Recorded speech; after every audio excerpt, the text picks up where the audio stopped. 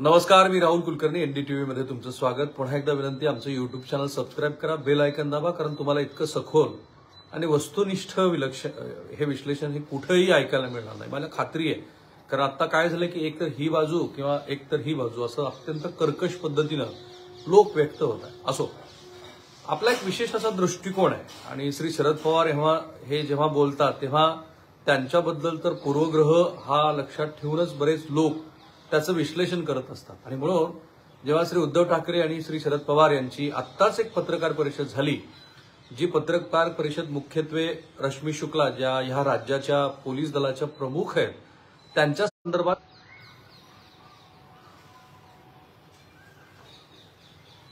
संदर्भात या देशाच्या निवडणूक आयोगाने एक महत्वाचा निवाडा घेतला किंवा एक निर्णय दिला आणि त्यांनी सांगितलं की त्या काही ह्या पदावरती राहणार नाहीत.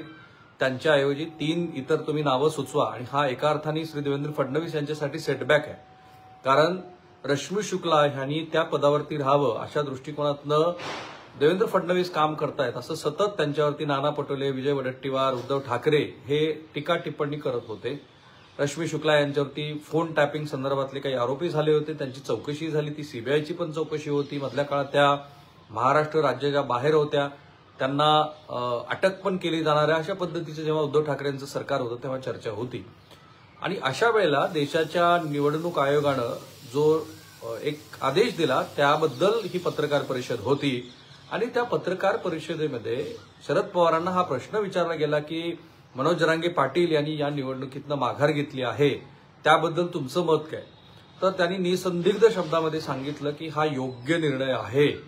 आणि त्याची पुढची जी टिप्पणी आहे ना ती मात्र अनेक अर्थांनी महत्वाची. ते म्हणाले की त्यांचा मुख्य राग हा भारतीय जनता पार्टीवरती आहे आणि म्हणून ते सतत भारतीय जनता पार्टीबद्दल भूमिका घेत आहेत, पण त्यांचा हा निर्णय योग्य आहे. आता ह्याच एका वाक्याचे जिथे फुलस्टॉप येतो त्याचे 2 अर्थ होतात. एक, शरद पवार म्हणतात ते बरोबर आहे आणि खरं तर मनोज जरांगे पाटील यांना जे आत्ता इंग्रजीमध्ये रिअलायझेशन आपण म्हणतो, ज्याची जाणीव झाली ती खरं तर आधीच व्हायला हवी होती असं अनेक जणांचं मत आहे. निवडणूक लढणं ही फार मोठी गोष्ट आहे, तुम्हाला त्यासाठी एक रचना करावी लागते. अरविंद केजरीवाल हे त्याचं उदाहरण आपण बघू. अरविंद केजरीवाल हे निवडणुकीच्या रिंगणामध्ये आले, त्याबरोबर त्यांच्यासाठीची झगडणारी, झटणारी, नियोजन करणारी उच्च विद्याविभूषित लोकांची टीम होती. मनोज जरांगे पाटील यांच्याबरोबर लोक आहेत, टीम नाहीये. मनोज जरांगे पाटील यांच्याबरोबर अजेंडा नाहीये. मनोज जरांगे पाटील यांच्याबरोबर बूथ मॅनेजमेंट नाहीये.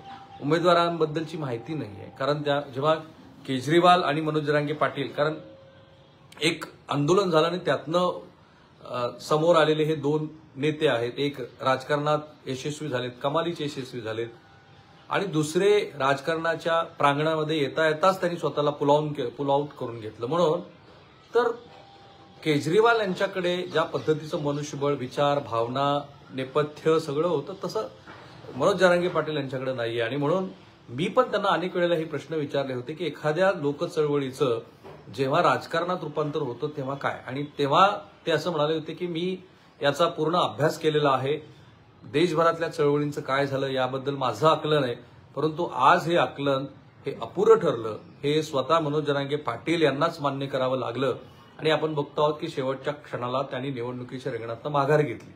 तेवढ्या कॉन्टेक्स्टमध्ये शरद पवार यांचं वक्तव्य जर आपण बघितलं तर ते बरोबर आहे असं आपल्याला वाटतं. कारण मनोज जरांगे पाटील यांच्या पत्रकार परिषदानंतर त्यांनी ज्या वेगवेगळ्या माध्यमाला मुलाखती दिल्या त्यातनं एक सूर काय दिसतोय तर समाजाचं हसं झालं. हे उमेदवार दिले परंतु अपेक्षित यश आलं नाही आणि अपेक्षित यश न आल्यामुळं एक प्रकारे समाजाला मान खाली घालावी लागली असते हे वगैरे असं ते स्वतःच म्हणालेले आहेत. आणि म्हणून त्या अर्थी जर बघितलं तर झाकली मूठ 1.25 लाखाची, मुळात जो आपला प्रांतच नाही त्या प्रांतामध्ये जाऊन कुठलीही तयारी नसताना आपण निवडणुकीच्या रिंगणात उतरण्याची चूक करत होतो. हे उशिरा का असेना पण मनोज जरांगे पाटील यांच्या लक्षात आलं. त्या कॉन्टेक्स्टमध्ये बघितलं शरद पवार यांचं मत बरोबर आहे. कारण ज्यांना 5 दशकाच्या राजकारणाचा अनुभव आहे, ज्यांना निवडणूक कशी लढली जाते, काय काय करायला लागतं सनी पाटील, हे जर आपण लक्षात घेतलं तर आपल्याला लक्षात येईल की मनोज जरांगे पाटील यांची भूमिका त्या कॉन्टेक्स्टमध्ये बरोबर आहे. आणखीन एक काय अडचण होती की जे उमेदवार येत होते त्या उमेदवारासंदर्भात पण बऱ्याच अशा घडामोडी घडत होत्या ज्या मनोज जरांगे पाटील यांच्या उशिरा लक्षात आल्या. आर्थिक देवाणघेवाण होती, काही लोक आपले स्वतःचे उमेदवार घुसवत होते. त्याही कॉन्टेक्स्टमध्ये शरद पवार यांचं म्हणणं बरोबर आहे. पण जो दुसरा भाग आहे ना तो त्यांनी टाळला असता तर आता मनोज जरांगे पाटील यांच्या संदर्भामध्ये ते कायम शरद पवार यांच्या बाजूने विचार करतात, ते महायुतीचा पराभव व्हावा अशा पद्धतीनं भूमिका मांडतात, असं जे एक बोललं जातं आहे आणि ज्याचा संदर्भ हा लोकसभेच्या निकालाशी जोडला जातो आहे, तो संदर्भ बघता शरद पवार यांनी मनोज जरांगे पाटील आणि भारतीय जनता पार्टी संदर्भात त्यांचा भाव जो अवघ्या महाराष्ट्राला माहिती आहे तो टाळला असता तर ते फार उत्तम झालं असतं, असं त्याचं विश्लेषण आहे. कारण जी गोष्ट माहिती आहे त्या गोष्टीनंतर पुन्हा तुम्ही ती नव्यानं सांगणं म्हणजे एका अर्थाने जे विरोधी पक्ष म्हणतात त्याला बळ देण्यासारखं आहे.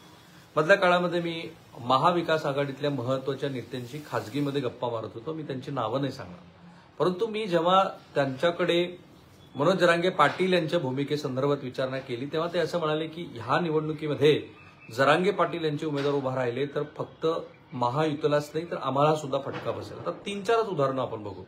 एक, धाराशिव कळंब विधानसभा मतदारसंघामध्ये कैलास पाटील हे उमेदवार आहेत, उद्धव ठाकरे गटाचे आहेत. तिथे मनोज जरांगे पाटील यांनी सांगितलं की आम्ही आता उमेदवार देऊ. काय झालं असतं, त्या ठिकाणी कैलास पाटील यांना जो काही विजयाचं मार्जिन आणि कदाचित निकाल काहीही लागला असता ते मार्जिन तरी कमी झालं असतं. सांगोल्यामध्ये त्यांची इच्छा होती की आपण निवडणूक लढावी. मागच्या वेळेला केवळ 500-500 मतांनी शहाजी बापू पाटील विजयी झाले आहेत. आता तिथे 3 उमेदवार निवडणुकीच्या रिंगणामध्ये आहेत.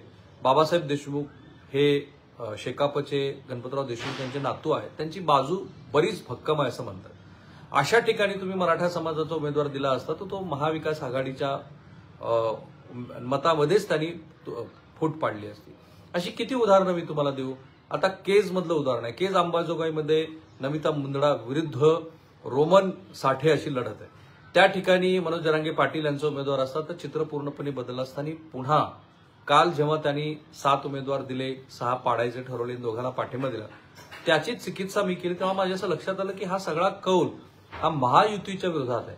परंतु प्रत्यक्षात निवडणुकीच्या रिंगणामध्ये ज्या वेळेला तुषार झोडगे हे अशा पद्धतीच्या भूमिका घेऊन मनोज जरांगे पाटील आले असते तर त्यांना असं म्हणून चाललं नसतं की फक्त महायुतीच्या उमेदवाराच्या विरोधामध्ये मी उमेदवार देतो, महाविकास आघाडीला तुम्ही त्यांचे उमेदवार मी सेफ करतो किंवा त्यांचे उमेदवार पाडा. मग लोक शहाणे आहेत आणि त्या शहाण्या लोकांनी योग्य तो निर्णय घेतला असता आणि त्यातनं सुद्धा मनोज जरांगे पाटील यांच्या संदर्भातलं जे एक नेरेटिव्ह आहे की जे महाविकास आघाडीच्या बाजूनं असतं ते नेरेटिव्ह अधिक सेट झालं असतं आणि त्या कॉन्टेक्स्टमध्ये शरद पवार यांचं जे म्हणणं आहे की मनोज जरांगे पाटील यांचा निर्णय योग्य आहे तो त्याच परिप्रेक्षामध्ये बघितला जाईल.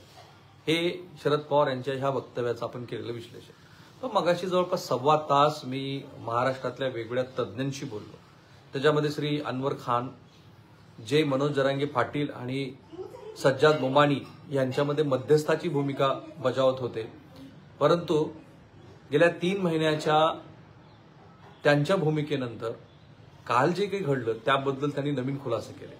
श्री राजरत्न आंबेडकर आणि आनंदराज आंबेडकर साहेब ह्यांनी पण मनोज जरांगे पाटील यांच्या संदर्भातल्या यादी आली नाही या गोष्टीला मात्र नवा खुलासा करून अनेक नवे प्रश्न उपस्थित केले. कारण ह्या तिघांनी एकच गोष्ट सांगितली, त्यातल्या त्यात अनवर खान यांच्या भूमिकेमध्ये अधिक स्पष्टता नाहीये. ते म्हणाले की आम्ही 25 उमेदवारांची मागणी केली होती, हे खरं आहे. आणि कारण हा सज्जाद मोमानी यांचा तो व्हिडिओ तर पब्लिक प्लॅटफॉर्मवरतीच आहे की ज्याच्यात ते काँग्रेस आणि राष्ट्रवादी काँग्रेसला म्हणतात की आम्हाला एवढ्या जागा सोडा. आणि जेव्हा ते मनोज जरांगे पाटील यांच्याकडे आले तेव्हा ते जे दलित मुस्लिम आणि मराठा हे जे कॉम्बिनेशन आहे त्याच्यामध्ये मराठा समाजाला उमेदवारी द्यावी अशा संदर्भातली चर्चा होती आणि अनेक जणांचं असं मत होतं की ह्या भूमिकेतनं फायदा होईल तो फक्त मुस्लिम समुदायाचा होईल. आता अशी जरी भूमिका असली तरी मनोज जरांगे पाटील यांच्याकडे अनेक उमेदवारांची यादी आमची दिलेली होती असं अनवर खान म्हणतात. त्यातल्या 3-4 जागेबद्दल तर ते स्पेसिफिक बोलले.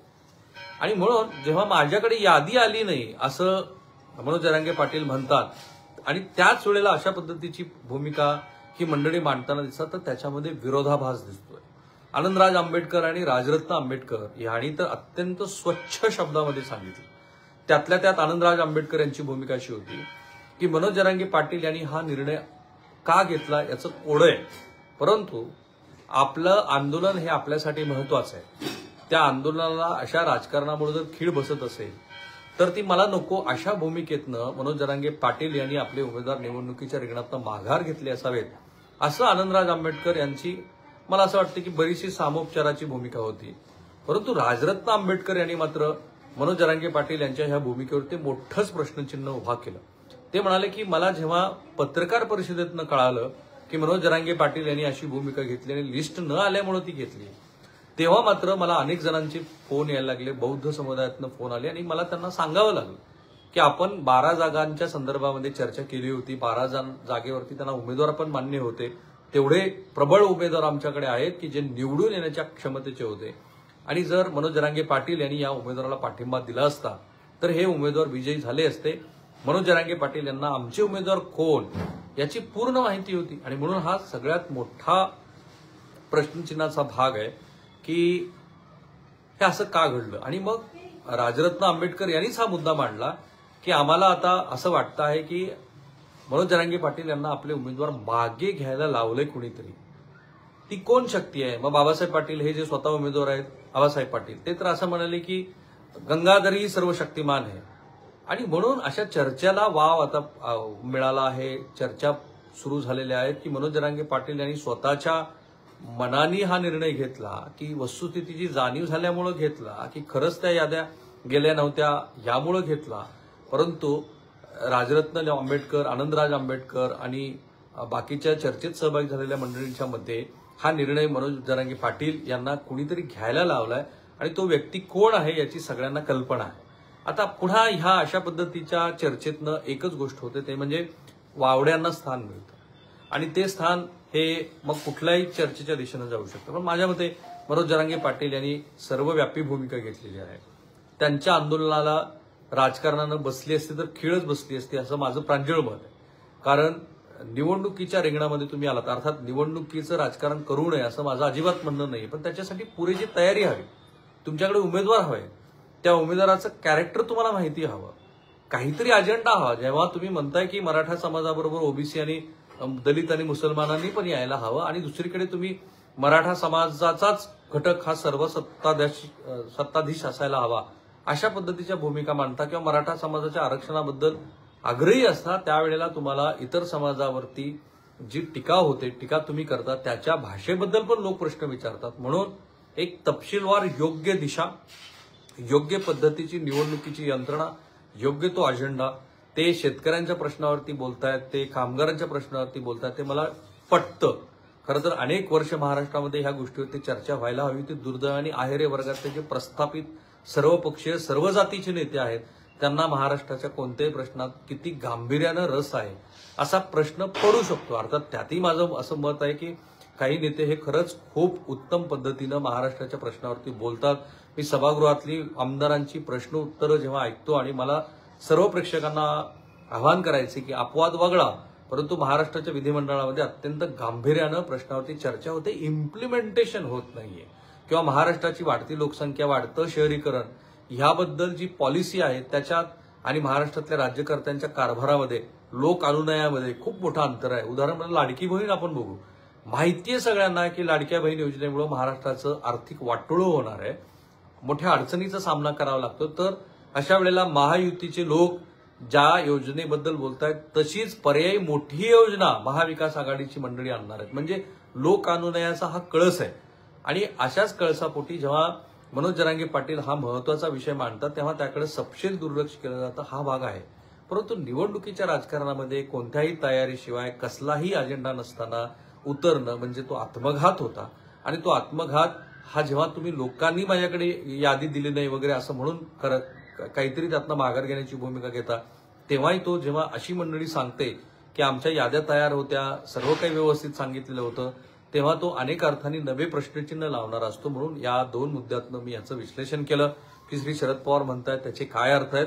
आणि दुसरं, आनंदराज, खान साहेब आणि राजरत्न आंबेडकर यांनी जे मुद्दे मांडलेले आहेत त्या मुद्द्यातनं मनोज जरांगे पाटील यांनी यादी आलेली नाहीये याच्यावरती जो प्रश्नचिन्ह आलेला आहे त्या प्रश्नचिन्हाबद्दल काही नवीन प्रश्न उपस्थित होतात.